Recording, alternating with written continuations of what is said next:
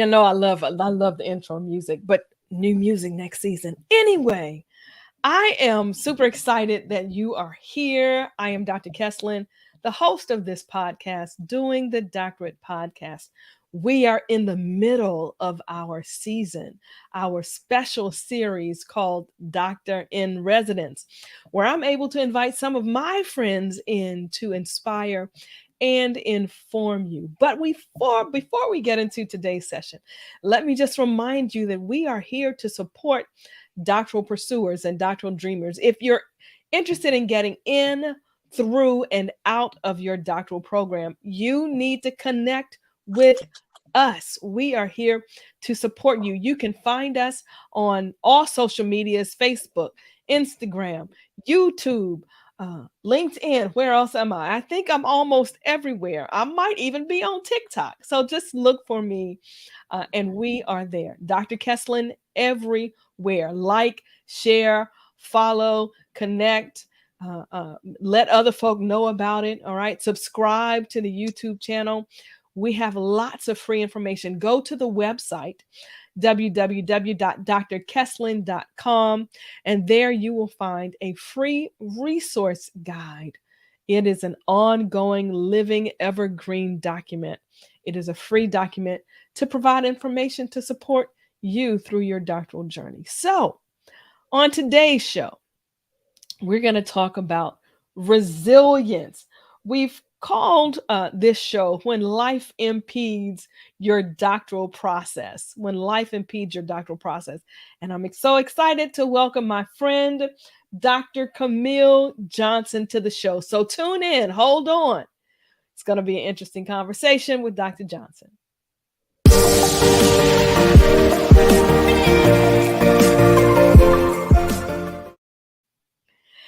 Hey, Sister Doc, how are you? Hey, Dr. Kesslin, it's so good to see you. I'm doing very well. So Thank good to you see for you. having me today. I am so excited you're here. It feels like forever since I've seen you.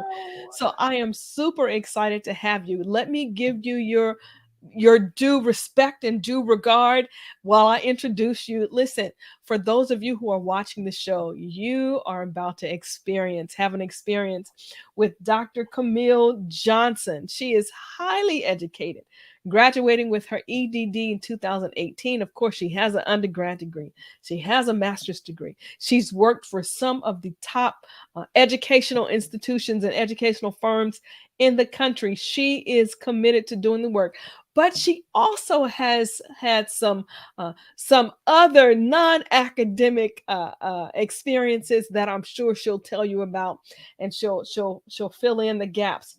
She is a mother. She is an entrepreneur. She is just every woman. I call her Sister Doc. She is my friend. Welcome, Sister Doc Camille Johnson. Thank you. Hey. So much love. Yes, of course. So before the show, we were talking about you. When we talked last, you were moving to another region of the country, and you have moved back to another region of the country, and you're moving again. So, mover and a shaker, moving where look, we don't let grass grow under our feet. Is that the saying? It's time to No, move. not at all. Time to move. Time to move. No one who knows me personally is shocked by that. I am constantly on the move and looking for a new challenge and adventure and opportunities. So I love that. I love that. I Mhm. love that. So let me just jump right in and ask you, what influenced or inspired, I'm just going to take this out. What influenced or inspired you to get your doctoral degree? It is, everybody doesn't do it. Not everybody gets admitted, and many people don't complete. But what influenced you to go get your doctoral degree? Yeah, it's so funny. So I'm in the field of education, and often people are getting their doctorate degree to advance in their career. But for me, honestly, I love learning. Look, if I didn't have to keep paying for it, I would still be in school today. I know. I just always strived and wanted more. Yes. And so when I completed my master's, I was just still deep in wanting to research and learn. And so I decided to go for my doctorate degree. I had no idea the doors that it would open. Mm. for me and the vision that it would give me for my future. But it was really out of just being a lifelong learner. Wow. Wow. So I'm going to ask you, just because you mentioned it, can you tell me about some of the doors that have opened? Did you know anyone who had a doctorate before you started the process? I would say usually it would be superintendents that I worked with Mhm. because it's usually an expectation that you have a doctorate degree. Um, and at that time in education, people were starting to want to get one. But Mm. other than people who were in higher positions had one, no one in my circle had one. So Mhm. not too many, just starting to hear about people who were deciding to go for it. But you wanted to learn and grow, not necessarily for professional reasons, but just because you love learning. I love that.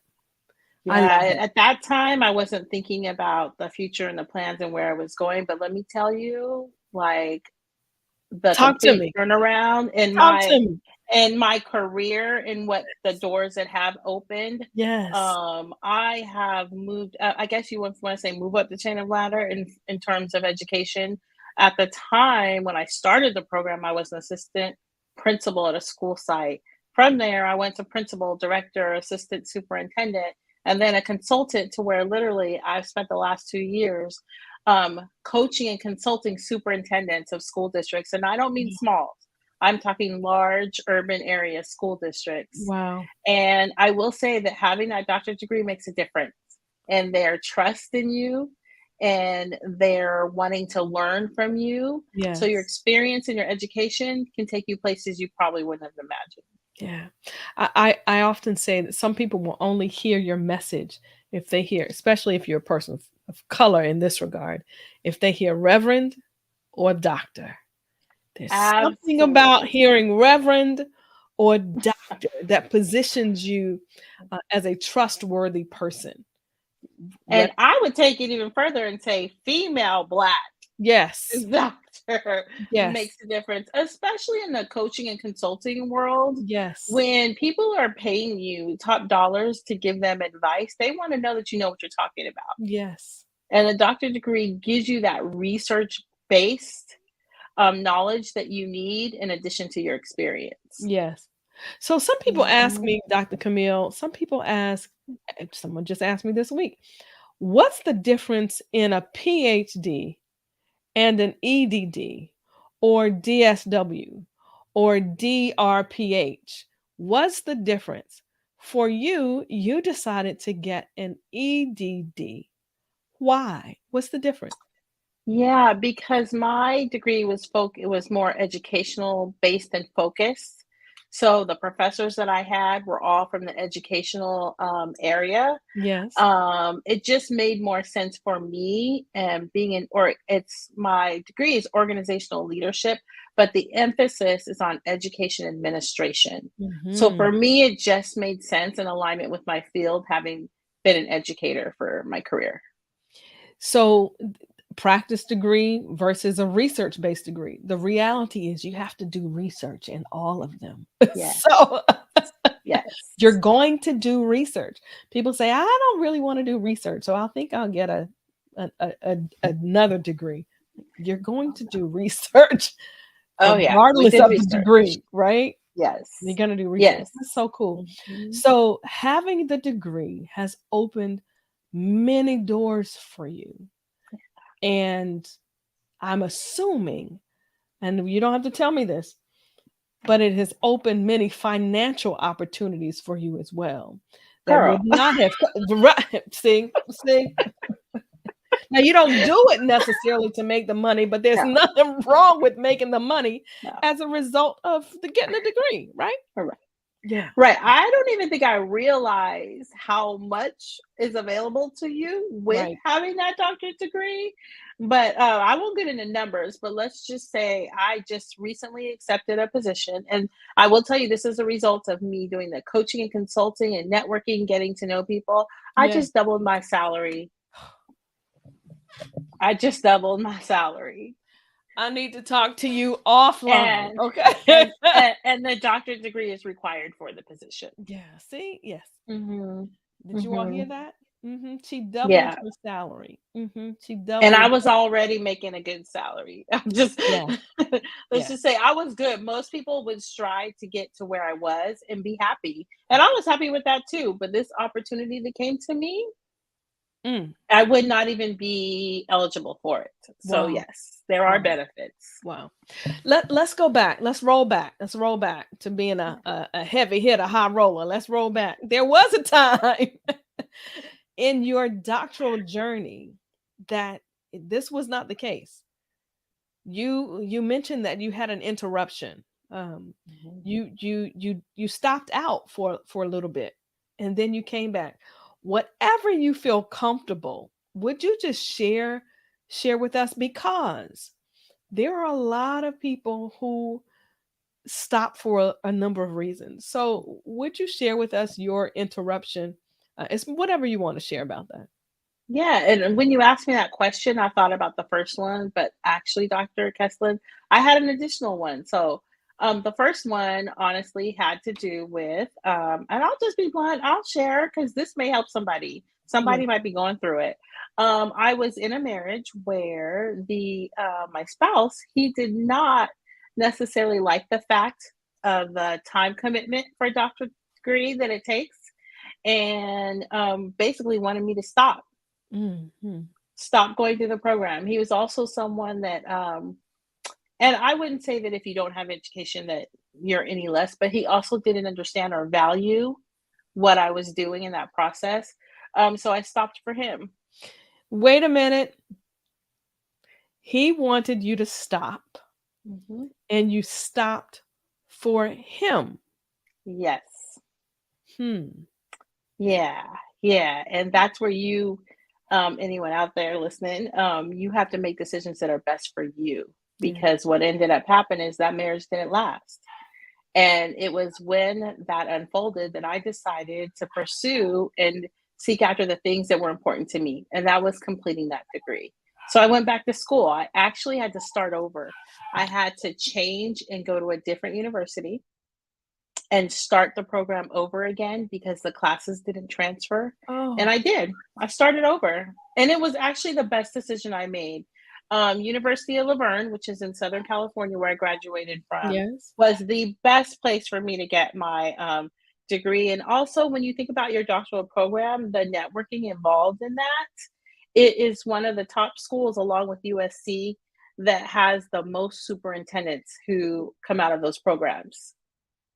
So it actually was a great benefit, and I had the best relationships and amazing professors. So I appreciated that. But even when I started that journey, um, I took a position that required a lot of time, Mm, and I stopped for a little bit because I was overwhelmed with work.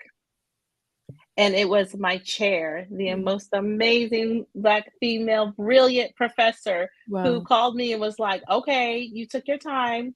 Let's get back and let's finish this, because the only dissertation is a done dissertation. Hey, hey. So let's do this. And she called me every night. And we would talk at Wow. 10 o'clock at night. We had a meeting and we would go through each chapter and we would work Wow. on it.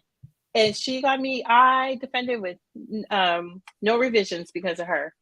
She Wow. was awesome. That's a Wow. mentor. Yeah. That is so amazing. Can I ask you, how long Mhm. was your stop out each time? What was the length of time that you stopped? Hmm. So the first time was 2 years. The second time was about a year, maybe a little bit less than a year. And she Hmm. said, enough's enough. Wow. Hmm. Wow. Yeah. So, you know, statistics would suggest, statistics, of course, right? Doctor. We love the research. We We love love the a good research. statistic. Stats say that 50% of marriages, uh, of people who were in doc programs, 50% of those marriages end in divorce during their doctoral studies. Yes, 50%. I had no idea. 50%. So you represent a segment of the population that most people don't talk about. So thank you for sharing that story.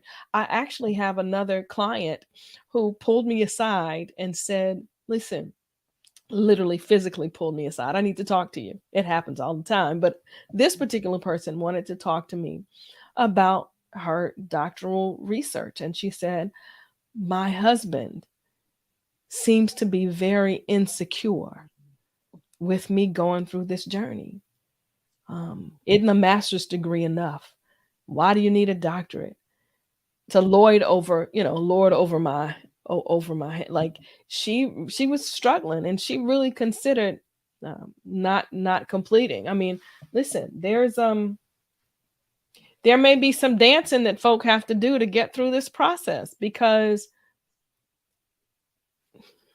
there are challenges. So thank you for sharing that. I mean, that's a reality.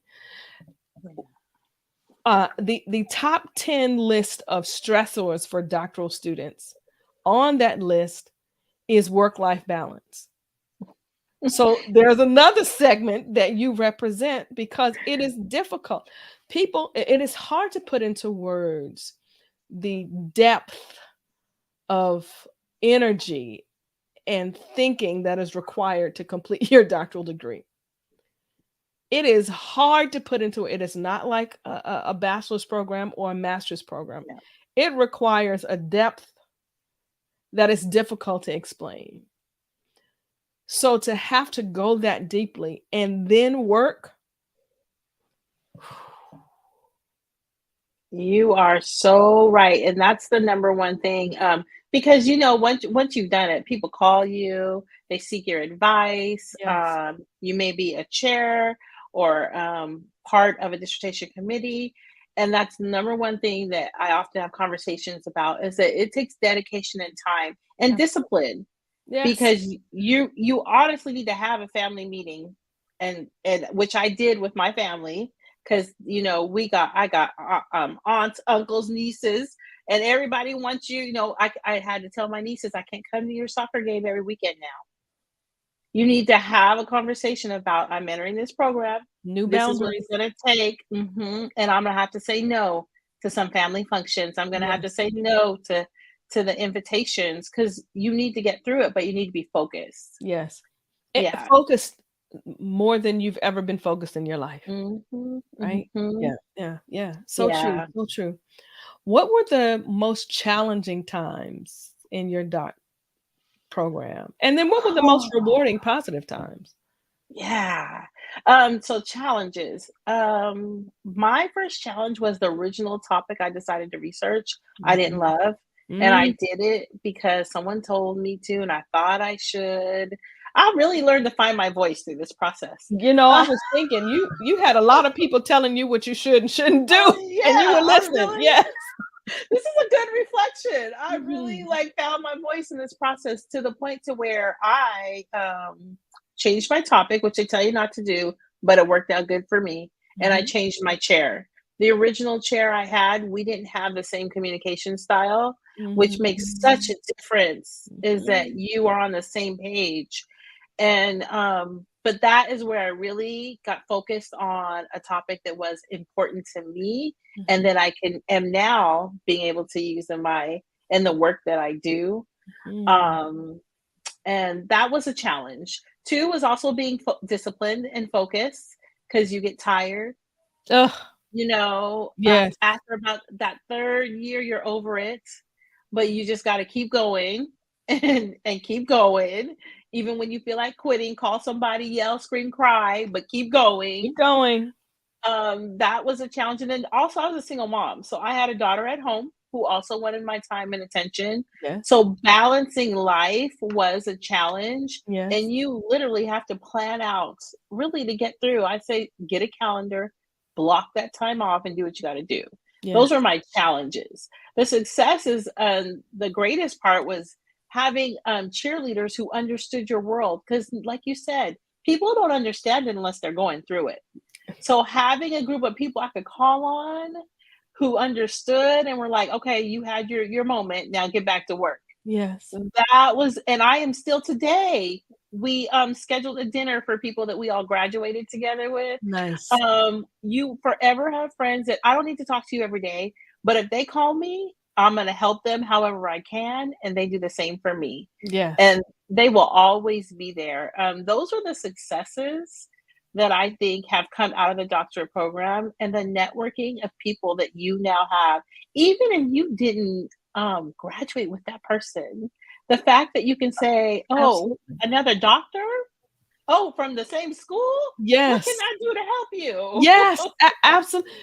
It's almost a fraternity or a sorority because you know what it took to get here, and you feel a sense of responsibility to help. I hope to help the Absolutely. next doctors evolve. Absolutely. Absolutely. And that's the best. I will tell you, that's the best phone call. If someone else calls you and says, my daughter or my friend is going through the doctoral program, can they give you a call? There is nothing better than that because then you can share with them so they don't have to make the same mistakes. Well, I can tell you something that might be better. When What someone you do. says, when someone says, "You're Dr. Camille. I read your dissertation. I read your article. I read your book. Thank you so much." You're like, "You read my work? Somebody read Somebody it. read somebody read my work? Whoa, wow." And you realize it's almost a full circle moment. Not only are you just like helping people get through, you're helping people get through. It's a full circle moment. But then when people are referencing what you did as a result of going through, it's like, wow, this really does mean something. Like I'm really making a difference. So yeah, that's a pretty cool feeling too. It's amazing. I'll never forget. I got a message from someone who said they literally had it next to them every night. And as they wrote theirs, it helped guide them through the process. Mhm. That was an amazing feeling to feel Yeah, like, okay, I'm impacting somebody's life. absolutely. And that's what it's all about. Let's talk about pearls of wisdom. So there are people who will be watching this podcast, this show, and they just need some pearls of wisdom. I wrote a book, right? The tips, degree of persistence, 120 tips to complete your doctorate without losing your mind. But there Yes. are tips that all of us have gained from going through this journey. What pearls of wisdom would you share with those who are going through? Yeah, first I'd say get the book because I own a copy and I share it with others. So get the Thank book. you. Uh-huh. For me, I have two that I always make sure I share with people. One is being able to set boundaries and have to say no because that discipline is hard and it's a challenge when loved ones are pulling at you. The Mhm. second one, I don't even know how to say this any stronger or to let people know that your chair makes a difference. Who you choose to partner with through this journey makes all the difference in the world from keeping you moving forward or slowing you down. Mhm. I can't stress that enough. And people think that they just have to go with whoever accepts me. No, you have a choice in the matter. You decide who is going to have a voice in your work. And it's an important decision to be made. Do your Absolutely. research, ask the questions. How do you communicate? What time of day is best for you? How often will we meet and talk and discuss? Those are important decisions that I think people forget to consider. Your chair can make or break you. Yes. Your Mhm. conversation with your chair, your work. My dog is like not happy. He's really, she is, He's just he or she. she, she. She's just in agreement. She's like, "That's Oh, right, okay, tell okay. them." I'll take it as that. I'll take it as that. My daughter just left out the door, and the dog is like, Oh, What? yeah. You left me like that? Oh well, she wants to get her doctorate. See, she wants to get her But doctorate. look, this is a perfect example. That's just what your family will do when you say you're not available. So be prepared. That part, that part, that part. Well, she'll be yelling from now until we close. So, Oh, it's all right. but I tell you, it's so everything that you said is so important. Your chair, having a great support network, setting your boundaries, saying no, finding your voice. Oh, so I tell people, yes, you have a right to your own thoughts. You know your level of interest. You know what you want to research. You should stick to, you need to do something that's of interest to you, that is exciting. But you might get some pushback. Right.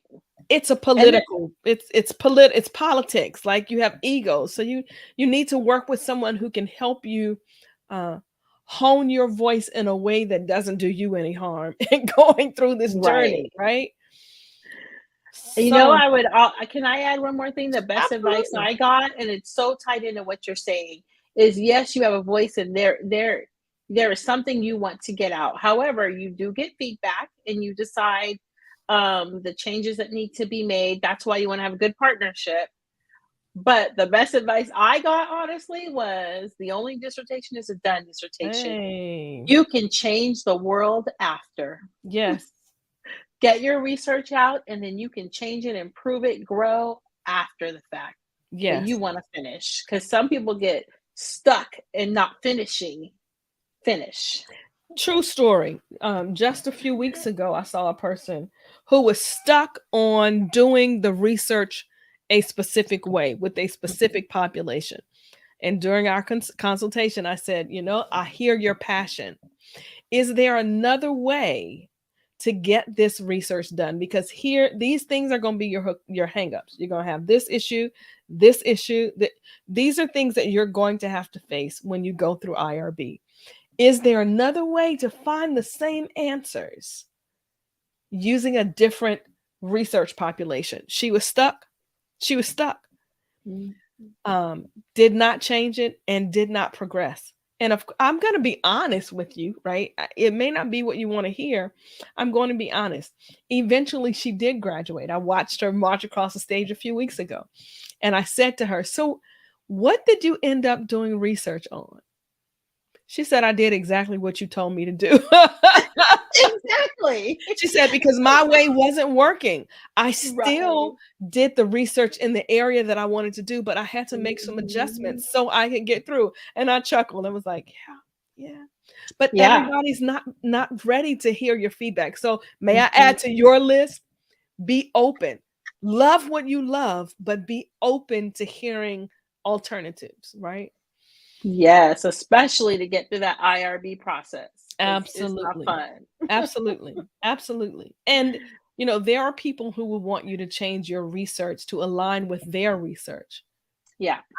I'm an unbiased person. I'm just going to be honest with you and tell you what I see without any gain in it. There's no gain in it for me. I want to help you. So be open, be open, be open. This has been a great 29-minute conversation, Dr. Camille. I know It's that you already. listen, almost. Girl, Yeah. we can keep talking after this podcast. We'll talk. But this has been really, really, really, really great. Thank you so much for coming on with your beautiful green. That's my favorite color. Thank you Aw. so much, so much. So to those of you who are watching this show, we have spent 29 minutes and 32 seconds talking to Dr. Camille Johnson, who is doing some amazing work. Camille, how can our viewers find you? Oh, gee. So I'm gonna be fully transparent, and so social media is not my thing, so don't have a lot of time for it. But you can find me, Dr. Camille Johnson, on Instagram, Facebook. I haven't transitioned over to TikTok. My field of work doesn't require that, but Yes. you can find me there. Awesome. So you all check out Dr. Camille. She's doing some amazing work. I want to thank you all for watching the show, for being with us today, for rocking with us, and for allowing me to support you in achieving your doctoral dreams. I am Dr. Kesslin with the PhD Consultants, reminding you that the doctoral degree, it's not merely a degree of intelligence. It is a degree of persistence. And we are here to help you persist. Follow me, Dr. Kesslin, all things social media. Reach out to me at drkesslin.com, or email me at drkesslin at the PhD consultants, and we'll be glad to get back with you. Remember, your research matters. All right. I'll talk to you later. Thanks, everybody. Love you, Mom and Dad. Have a good one.